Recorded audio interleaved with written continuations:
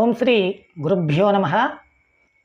అఖండ గురుసత్తా ఆధ్యాత్మిక పరిచయము ప్రచారములో భాగముగా పండిత శ్రీరామ శర్మ ఆచార్య గారి గురించి కొన్ని విషయాలు.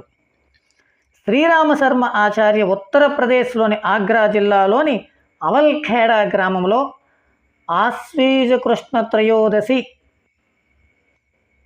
1911 సంవత్సరం సెప్టెంబర్ 20వ తేదీన ఒక జమీందారీ బ్రాహ్మణ కుటుంబంలో జన్మించారు.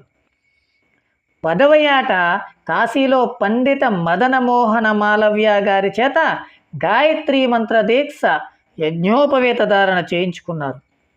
ఇక 15వ ఏట గురుసత్తా సాక్షాత్కారం పొంది వారి ఆదేశముతో అఖండదీప సమ్ముఖములో 24 సంవత్సరములు